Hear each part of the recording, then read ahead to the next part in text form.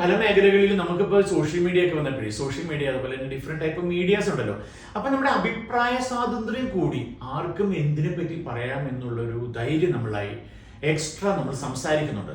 പക്ഷെ ഒന്ന് ശ്രദ്ധിച്ചോളൂ, ചില അഭിപ്രായ സ്വാതന്ത്ര്യങ്ങൾ സമൂഹത്തിന്റെ വാല്യൂ നശിപ്പിക്കുന്നുണ്ട്, സമൂഹത്തിന്റെ ഒരു കൂട്ടായ്മയെ നശിപ്പിക്കുന്നുണ്ട്, സമൂഹത്തിന്റെ ഒരു എഫേർട്ടിനെ നശിപ്പിക്കുന്നുണ്ട്, ഒരു കൂട്ടം ആളുകളുടെ എഫേർട്ടിനെ നശിപ്പിക്കുന്നുണ്ട്. ഈ ഇടെ കണ്ട സിനിമയുടെ ഒക്കെ റിവ്യൂ നോക്കിയാൽ നിങ്ങൾക്കറിയാം എത്രമാത്രം എഫേർട്ടോട് കൂടിയാ. ഇതിനൊക്കെ ഒരു ഇക്വിലിബ്രിയം ഉണ്ടല്ലോ, അല്ലെങ്കിൽ ഒരു ബാർട്ടർ സിസ്റ്റം ഉണ്ടല്ലോ, ഗിവ് ആൻഡ് ടേക്ക് ഉണ്ടല്ലോ. അതെല്ലാം ചിലപ്പോൾ തകർത്ത് കളയും. കാരണം ഒരു സിനിമ എടുക്കുമ്പോൾ 2.5 മണിക്കൂർ, ഞാൻ എപ്പോഴും സിനിമയെ വളരെ സപ്പോർട്ടീവ് സംസാരിക്കുന്ന ഒരാളാണ്.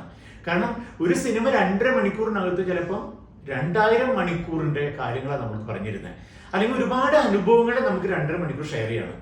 അതിനകത്ത് തരുന്നൊരു ബാഡ് റിവ്യൂ അത്തരം സിനിമകൾ എടുക്കാനും സിനിമയായിട്ട് സംരംഭം മുന്നോട്ട് കൊണ്ടുപോകാനും ഒരു എക്സ്ട്രാ എഫേർട്ട്